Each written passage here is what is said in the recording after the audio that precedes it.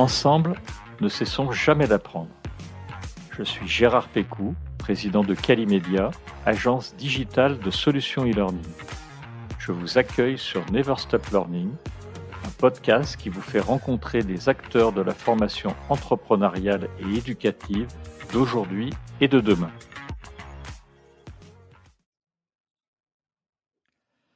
Bonjour et bienvenue à tous nos auditeurs pour ce 40e épisode de Never Stop Learning.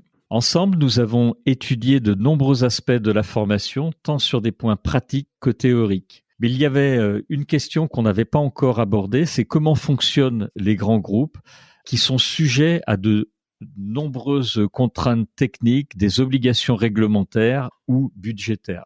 Comment ont-ils géré la crise Covid? Comment ils se sont réinventés et comment ils fonctionnent aujourd'hui? Pour en parler, j'ai le plaisir d'accueillir Christophe Korfma, qui est directeur associé commercial Learning and Development de l'entreprise pharmaceutique Gilead Sciences. Christophe, tu as un très beau parcours dans le monde pharmaceutique avec différents postes dans différents domaines. Au-delà de la formation, est-ce que tu peux nous en dire un peu plus sur toi et ton parcours ? Oui, effectivement, j'ai un parcours assez riche dans l'industrie pharma ces dernières années, depuis presque 25 ans maintenant.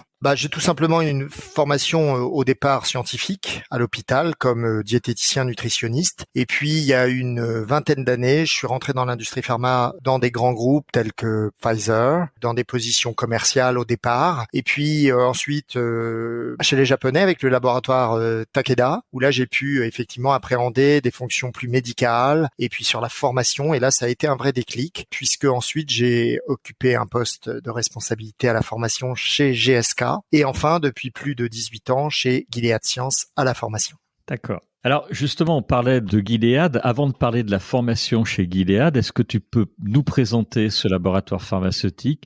Quelles sont vos missions et vos objectifs chez Gilead? Oui, alors Gilead, c'est un laboratoire qui a été créé à la fin des années 80, en 1987. C'est un laboratoire qui est basé à Foster City en Californie, donc c'est une biotech américaine au départ. Mais c'est vrai que c'est un laboratoire qui a grandi assez vite, puisqu'aujourd'hui on a 14 000 salariés dans le monde, dans presque 35 pays. Et puis pour la France, puisque c'est ce qui nous intéresse aujourd'hui, la filiale France s'est ouverte en 1999 et aujourd'hui on a plus de 280 collaborateurs qui sont engagés pour répondre aux besoins de tous les patients. Alors les missions de Gilead, je pourrais vous dire que c'est surtout de découvrir de nouveaux médicaments, de développer, de mettre à disposition des traitements qui vont être innovants. Ça, c'est aussi le mot important. L'innovation chez Gilead, c'est particulièrement important et surtout qui répondent à des besoins médicaux qui aujourd'hui sont non satisfaits. Alors c'est vrai que c'est un laboratoire qui a été essentiellement connu au début sur la maladie VIH-Sida.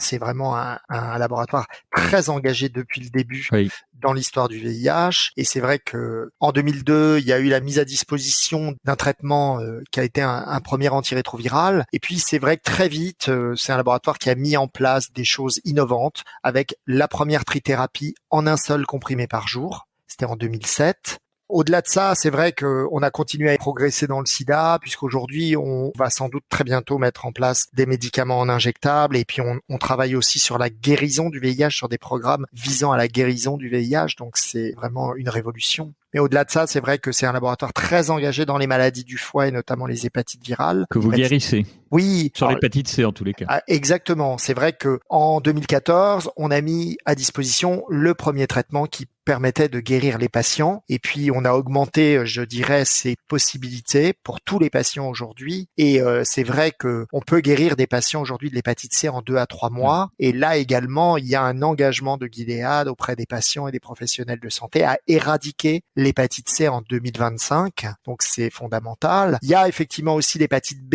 et l'hépatite Delta qu'il faut pas oublier parce que Gilead est un acteur qui est très engagé dans les maladies du foie et les hépatites virales. Et puis, les dernières, je dirais, révolution thérapeutique avec Gilead, c'est l'oncohématologie, notamment l'arrivée des thérapies cellulaires qu'on appelle les CAR T-cells, ce qui est un véritable tournant dans la prise en charge de certains lymphomes, de certaines leucémies, où là, on a passé vraiment un cap sur des patients qui sont en impasse thérapeutique.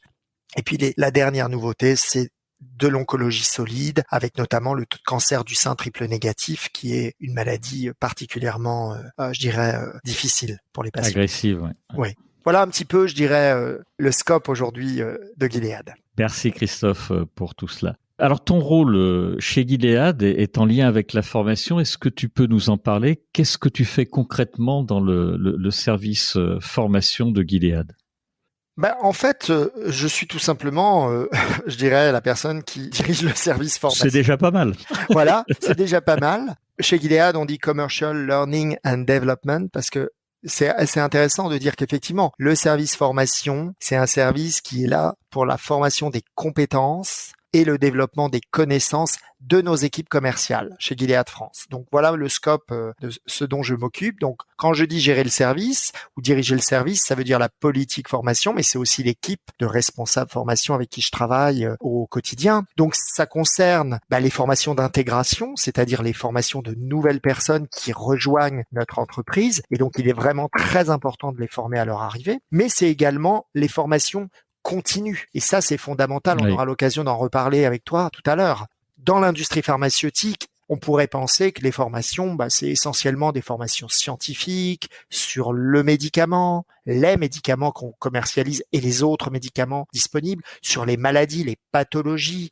Mais c'est pas que ça. C'est aussi équiper les personnels sur les techniques de communication pour s'exprimer correctement, sur les techniques de coaching, parce qu'effectivement, il y a énormément de managers et de management chez Gilead. Donc là aussi, il y a des formations à dispenser. Et puis, on le sait de plus en plus, c'est aussi améliorer les compétences et les connaissances sur les outils. C'est-à-dire que, on en reparlera également, il y a de plus en plus de technologies qui accompagnent nos métiers. Et donc, on ne peut pas se contenter de former sur le fond et sur la forme. On doit aussi former aux outils aujourd'hui. Et donc, toute la high-tech et le digital a pris une très grosse importance ces dernières années. Donc, c'est vraiment un travail, je dirais, la formation est mon rôle. On est dans un travail au quotidien qui est très transversal parce qu'on s'occupe des équipes commerciales, oui, mais on travaille forcément avec nos équipes médicales, nos équipes réglementaires, nos équipes commerciales, bien sûr, et nos équipes marketing au quotidien. Et puis, nous sommes une filiale. Donc, il y a effectivement les équipes globales, formation, qui, elles aussi, mettent au point des programmes de formation qu'on essaie de dispenser et surtout d'adapter au mieux pour nos équipes et notre législation. D'accord. Alors, on va parler de la transition numérique qui a été en partie, en tous les cas pour beaucoup d'entreprises liées au Covid, un peu plus tard. Mais avant cela, je voulais te poser une question. C'était à quoi ça ressemblait la formation chez Gilead avant 2020? Est-ce que vous faisiez déjà du digital ou vous faisiez que du présentiel? Vous utilisiez quel support? Il y avait déjà la notion de blended ou il y a une transformation complète?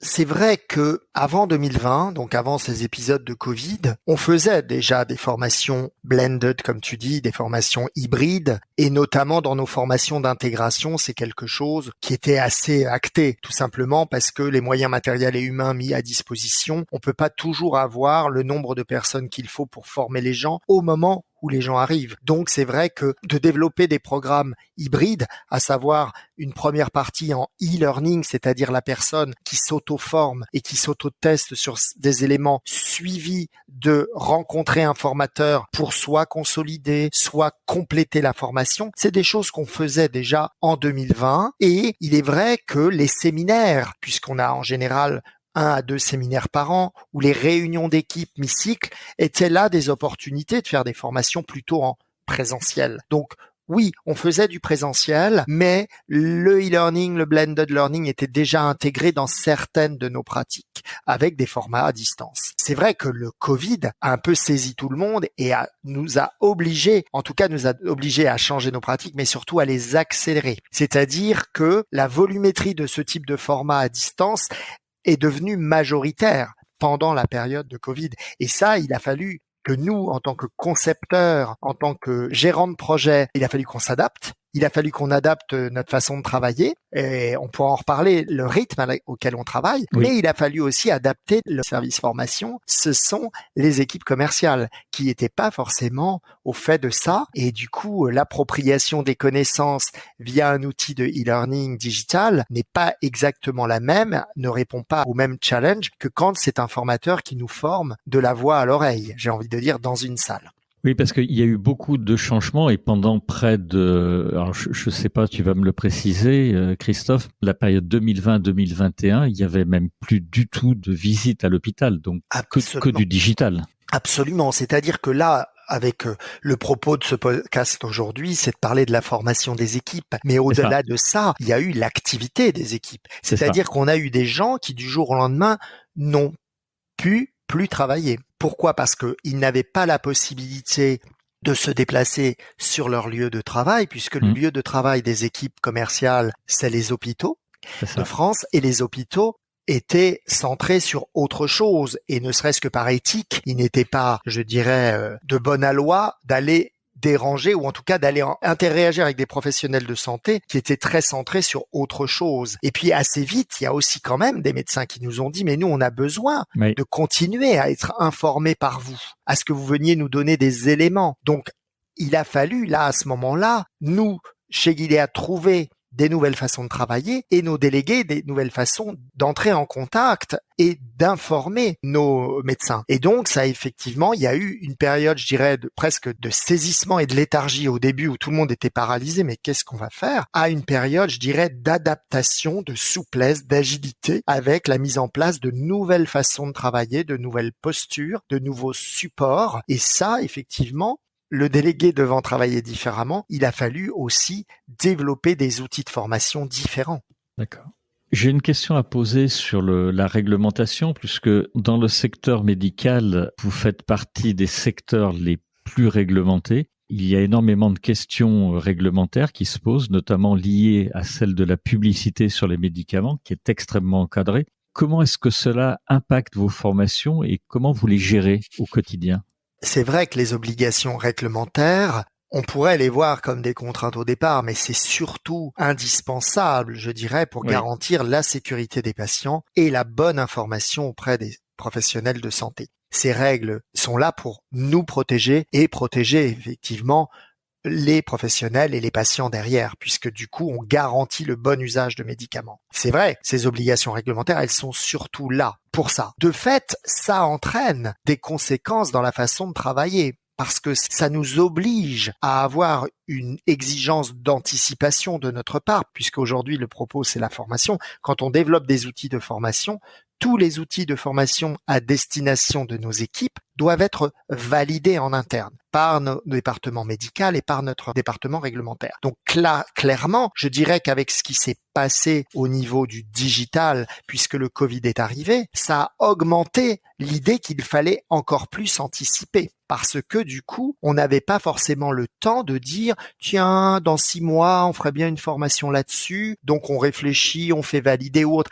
Là, ça a été « Mon Dieu, il va falloir continuer à former les gens sur ce domaine-là et ce domaine-là. » Parce que comme ils ne peuvent plus voir leurs professionnels de santé en face-face, il va falloir les former très vite. Et du coup, le très vite n'est pas toujours compatible avec un circuit de relecture réglementaire et médicale qui est important et qui est nécessaire. Donc, l'anticipation, il a fallu qu'elle soit majeure de notre côté. Et c'est vrai que c'est un sujet qui est majeur pour nous protéger, certes, mais également dans le sens où la multiplication des programmes de formation, curieusement, vous voyez, cette période de Covid, ça a été une opportunité de développer de nouvelles façons de former et de former sur des nouvelles compétences, du coup. Donc, il y a eu une volumétrie qui est arrivée de fait. Et du coup, il y a un équilibre à trouver entre, il y a plus de choses sur lesquelles il faut former, mais il y a une urgence à le faire, mais les contraintes réglementaires, ou plutôt les obligations réglementaires, elles sont les mêmes qu'avant. Donc il y a tout un équilibre,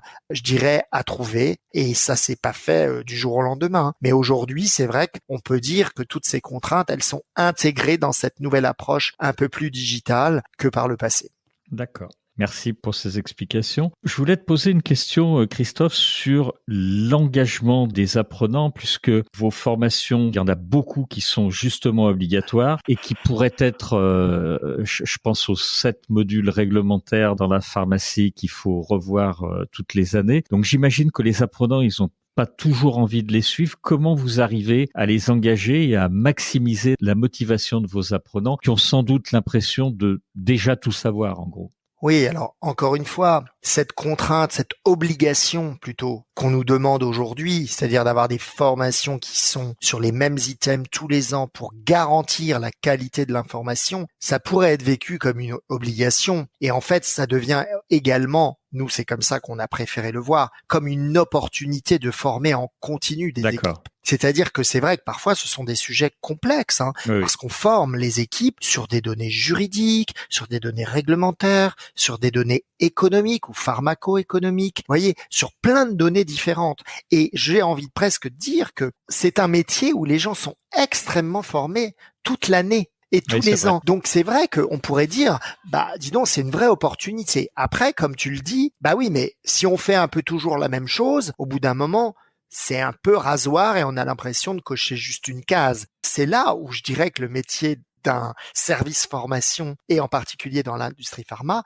c'est faire preuve d'originalité, de créativité. Je crois que ce qui est très important, c'est qu'on donne du sens. Pourquoi on vous forme là-dessus? Ce qui est un autre facteur clé, c'est d'embarquer les managers, parce qu'il faut pas oublier qu'il y a des managers sur le terrain. Donc, ça veut dire qu'on forme également les managers là-dessus pour qu'ils comprennent pourquoi on le fait. Et du coup, ils peuvent être des avocats in situ de ce qu'on fait. Donc, je crois que c'est fondamental d'embarquer les gens et de donner du sens. Après, comme tu le disais très bien, comme ça revient régulièrement, il y a la notion d'actualiser les données. Et puis aussi, c'est à nous de nous remettre en question régulièrement sur est-ce qu'il n'y a pas un autre moyen ou plus ludique ou plus participatif ou plus ergonomique de faire intervenir les personnes qui vont être formées. Donc ça peut passer par de la vidéo, par de l'interview comme nous sommes en train de le faire, par l'intervention d'experts, par des activités pédagogiques. Donc là, on va être sur des choses beaucoup plus ludiques qui vont s'apparenter à des jeux. Et du coup, c'est vrai que même si on s'adresse à des adultes, et la science de la formation des adultes, c'est l'andragogie à l'inverse de la pédagogie pour les enfants, les techniques andragogiques, elles peuvent faire appel à des choses de l'ordre du jeu, justement, du ludique.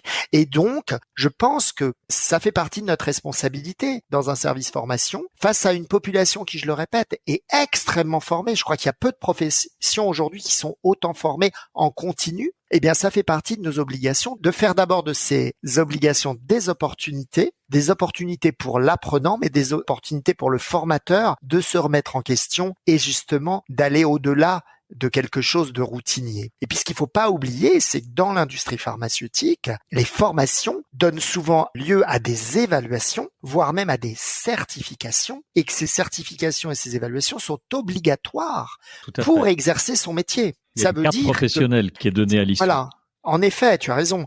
Les réformes régulières dans le domaine de la santé et des acteurs autour de la santé ont imposé à ce que les délégués médicaux des laboratoires aient désormais une carte professionnelle qui est, je dirais, remise à jour tous les ans. Et donc, ces formations qui ont lieu tous les mois ou en tout cas tous les ans auprès de cette population, elles amènent à des certifications qui leur redonnent leur carte professionnelle. Donc derrière, il y a une obligation de moyens, mais il y a également une obligation de résultat. C'est-à-dire que les gens, ils doivent être au niveau et au niveau requis pour promouvoir le bon usage des médicaments, en tout cas ceux de Gilead. Alors, on va revenir, si tu le veux bien, sur la transition numérique. Tu l'as déjà évoqué tout à l'heure, mais je voulais savoir finalement ce qui avait changé réellement pour Gilead. Tu nous as expliqué que vous aviez digitalisé vos formations, enfin en tous les cas que vous étiez allé encore plus loin, puisque vous étiez déjà passé au e-learning. Comment ça s'est passé chez Gilead et comment ça a été vécu en interne ? Évidemment, c'est une bonne question parce que comme je te l'ai dit au début, il y a eu un peu, tout le monde a été saisi et c'est un peu arrêté, le temps s'est arrêté et puis très vite, il a fallu mettre en place des choses nouvelles. Alors c'est vrai que ce qui a complètement changé et radicalement changé, c'est la place des classes virtuelles. C'est-à-dire que du jour au lendemain, on l'a tous vécu, quel que soit le domaine. Oui. Le fameux Zoom, le fameux Skype, le fameux Teams, on a vu des mosaïques de têtes de gens sur nos écrans. C'est ça. Voilà. Donc ça a été le gros changement et il faut quand même savoir que ça a été un changement pour nous formateurs, les formateurs de mon équipe, mais également pour toutes les équipes de Gilead, marketing, médical, vente, commercial, réglementaire et autres. Ça a été un grand changement et du coup pour l'apprenant également, c'est-à-dire pas que dans les cadres d'une formation, c'est-à-dire que ne serait-ce que les problèmes techniques, C'est-à-dire que là, ce n'est plus des retards de taxi où j'ai pas trouvé la Oui. salle, c'est mon micro marche pas, Voilà. ma caméra marche J'entends pas, rien. voilà, j'entends rien. Ah, j'avais pas vu qu'il y avait un chat. Vous dites qu'il y a un chat, mais où il est le chat? Donc il y a eu tout ça aussi. Donc pour nous, d'abord, il y a eu cette virtualisation des choses qui a été d'abord un grand soulagement parce qu'enfin on peut continuer à travailler, mais qui a généré d'autres risques, des risques technologiques et surtout Oui. d'autres obligations pour nous, équipe formation, c'est qu'il a fallu former les équipes aux outils digitaux. C'est-à-dire ce qu'on ne faisait pas forcément à l'époque parce que les gens, ils voyaient le service informatique qui leur expliquait comment marche leur ordinateur. Mais on va dire que tout le monde sait à peu près comment marche son ordinateur. Par contre, tout le monde ne sait pas comment on programme une réunion Zoom, comment on enregistre une réunion Zoom Oui. et comment on trace, par exemple, les gens qui étaient présents à cette réunion digitale. Donc tout ça, ça veut dire que nous, il a fallu qu'on forme également, d'abord qu'on se forme très rapidement et qu'on forme les apprenants à ces outils digitaux pour qu'ils puissent suivre nos formations, mais je vais aller plus loin pour qu'ils continuent à travailler avec leurs professionnels de santé. C'est-à-dire, puisque je ne peux plus voir les professionnels de santé en réel, je vais pouvoir les voir en distanciel. Et donc, je dois maîtriser l'outil, pas que pour écouter Christophe quand il me fait une formation, mais pour pouvoir continuer à informer mon médecin. Et c'est vrai que les médecins eux-mêmes, il a fallu qu'ils apprennent et qu'il y a cette transition numérique qui se passe dans les hôpitaux. Donc, ça a été un vrai changement de pratique et du coup aussi de posture, parce que ce n'est pas pareil quand on parle derrière un écran à quelqu'un plutôt que quand on a rendez-vous dans un bureau avec lui. Et donc, c'est vrai que même chez nos professionnels de santé, d'abord, il peut y avoir eu un réflexe de rejet. C'est dire, je n'ai pas le temps de vous recevoir en présentiel parce que je suis très impliqué avec mes patients Covid en ce moment. J'aurais besoin effectivement d'informations, mais je n'ai pas le temps. Je vous propose qu'on se voit en distanciel, en Zoom. Il peut y avoir au départ un système de rejet du médecin qui dit non, je ne vais pas avoir le temps, ou alors qui se dit ça va être un moyen de ne plus voir l'industrie pharmaceutique parce qu'il n'y a pas que Gilead. Donc il y a eu cette première phase qui était pas simple pour nos délégués, c'est-à-dire que même s'ils avaient des outils à leur disposition et qu'ils étaient plutôt bien formés, l'émetteur était au point, mais le récepteur, lui, n'était pas encore prêt à ça. Donc, il a fallu là aussi que la pédagogie entre en lieu parce que finalement que le délégué se retrouve à distance, ça a pu générer de la distance avec certains de ces professionnels de santé. Mais à contrario, il y a eu aussi beaucoup d'avantages et d'opportunités parce que certains médecins, au contraire, se sont dit « Ah c'est super parce que du coup, on va pouvoir se voir pendant un quart d'heure à ma pause devant mon écran avec ma cigarette et mon café et je suis pas obligé de prendre rendez-vous avec vous de manière formelle, voilà, avec les patients à côté. » Donc, il y a aussi des médecins qui ont trouvé ça beaucoup plus pratique et puis il y a certains délégués qui ont trouvé ça beaucoup plus pratique parce que des équipes commerciales sont réparties sur toute la France et certains délégués parfois font jusqu'à 1h30 pour rejoindre un hôpital de chez eux. Or là, du coup, s'il n'y a plus cette heure et demie à faire de route, je peux plus me concentrer sur la qualité de mon échange, sur le partage de connaissances avec mon professionnel de santé. Et du coup, vous voyez, il y a aussi de la résilience derrière ces nouveaux outils. Et donc, ça a été aussi des opportunités, je dirais, de contacts différents, nouveaux. Et on se rend compte aujourd'hui, je crois, que c'est même rentré dans les mœurs de certains médecins qui sont très appétents avec ce système-là. Comme si, du coup, ils se sentaient plus sécures avec l'idée qu'on soit pas forcément toujours là en présentiel. Donc ça, ce sont des choses qui nous ont vraiment, je dirais, nous ont amené à changer nos pratiques, ont amené à changer la pratique des délégués, et puis ça s'est ajusté. Alors c'est vrai que nous, pour la partie formation aujourd'hui, ça veut donc dire que quand on forme sur des contenus, il faut toujours qu'on forme à l'outil digital s'il y en a un, et qu'on pense aux délégués aussi. Comment ça va être reçu. Donc ça veut dire qu'on fait aussi beaucoup plus appel, je dirais, que dans une formation standard, à de l'ingénierie pédagogique, à la digitalisation, donc aux activités pédagogiques. Et c'est vrai que les agences de communication autour de la santé, de consulting santé, je pense qu'elles ont été beaucoup sollicitées aussi à cause ou grâce à cette nouvelle façon de travailler. Je suis d'accord. On va venir au point aujourd'hui, puis on est presque arrivé au bout de cet épisode et j'ai encore 2 questions à te poser et je te demanderai après quelques conseils pour nos auditeurs. Aujourd'hui, en fait, Christophe, après 2 années passées, comme tu l'as expliqué très bien, à se réinventer, à s'adapter, comment vous fonctionnez? Est-ce que vos formations aujourd'hui, elles sont quand même majoritairement à distance?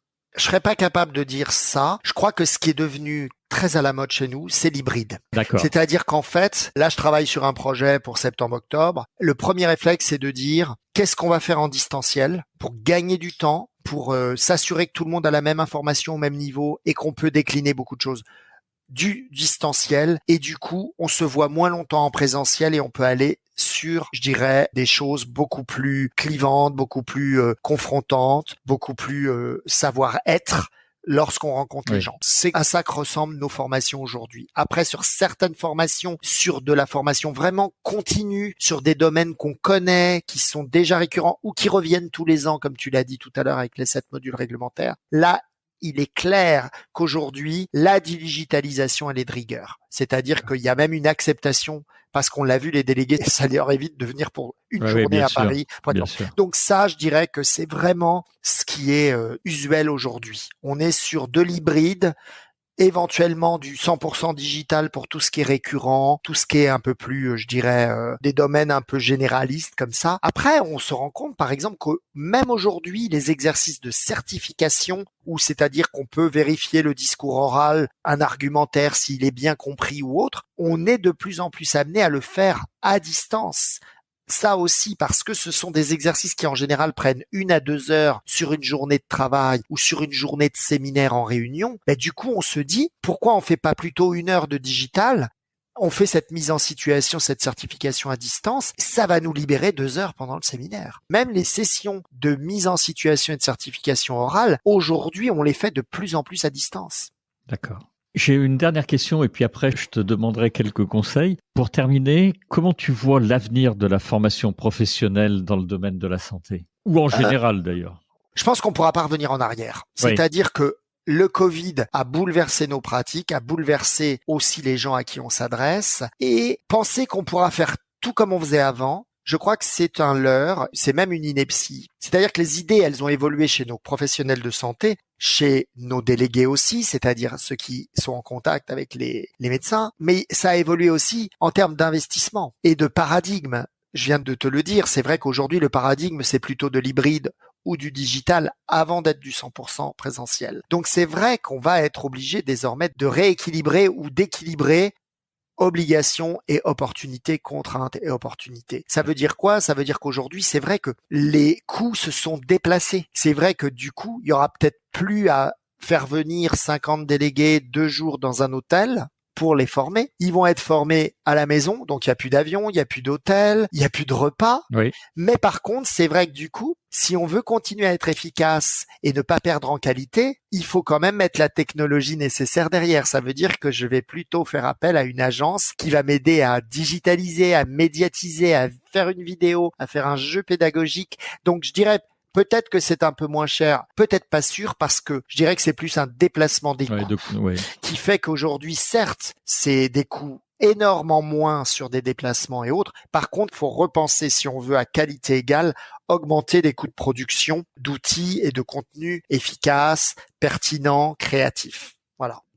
Merci. Alors justement, pour finir, quels sont les facteurs de réussite? Quels sont les conseils que tu pourrais donner à une personne qui fait de la formation en entreprise pour délivrer des formations de qualité? C'est une question un peu vaste. De manière très pratico-pratique, Christophe. Même quand on est un ponte ou quelqu'un qui est excellent dans son domaine, il faut toujours, je pense, j'essaie de le pratiquer avec nous, ne pas hésiter à s'entourer d'experts si besoin. D'experts sur le fond, mais nous on l'a vu, d'experts sur la forme ou d'experts sur le digital, par exemple. Savoir s'entourer d'experts, je pense que c'est une force. Un bon manager, c'est quelqu'un qui est bien entouré, qui sait bien s'entourer. Ensuite, je pense qu'il faut toujours se remettre en question et se tenir à jour. C'est-à-dire que les techniques pédagogiques, elles ont changé. Les outils, ils ont changé. Les possibilités aussi, elles ont changé. Donc, il faut être ouvert, c'est-à-dire ne pas hésiter à écouter, à recevoir des agences, même si sur les 5 agences, il n'y a rien d'intéressant. Peut-être que sur la 6e, il y aura un petit truc qui sera nouveau et qui dira « Ah, ça, on n'a jamais fait ».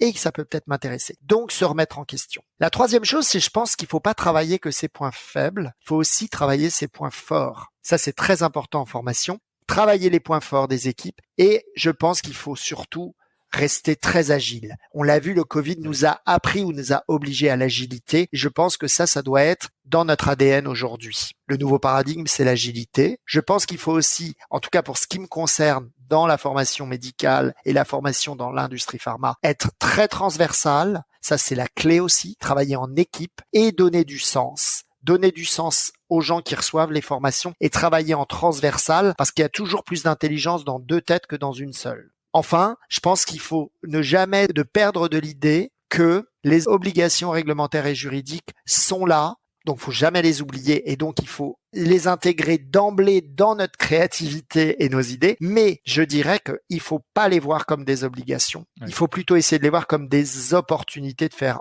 autrement. Et quand on a ça en tête, ça permet d'abord de faire des choses de qualité qui sont bien reçues et surtout de vivre mieux ce qu'on produit. J'ai bien aimé ce discours-là qui est de transformer vraiment les obligations comme des opportunités. Et ça, je crois que c'est un gros travail que tu as fait effectivement et le message que tu fais passer est splendide là-dessus.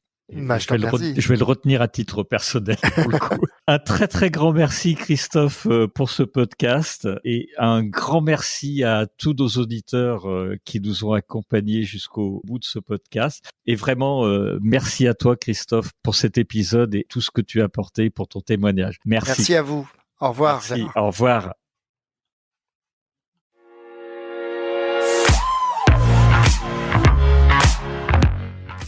Vous êtes arrivé à la fin de cet épisode. Je vous remercie pour votre écoute attentive. Si l'épisode vous a plu, partagez-le auprès de votre entourage et donnez-lui une bonne note suivie d'un commentaire sympathique pour nous aider à grimper dans les classements. Je suis Gérard Pécou, président de Calimedia. Si vous cherchez une solution e-learning, rendez-vous sur calimedia.fr. Notre équipe vous accompagnera avec un très grand plaisir. Nous nous retrouverons dans le prochain épisode de Never Stop Learning pour qu'ensemble, nous ne cessions jamais d'apprendre.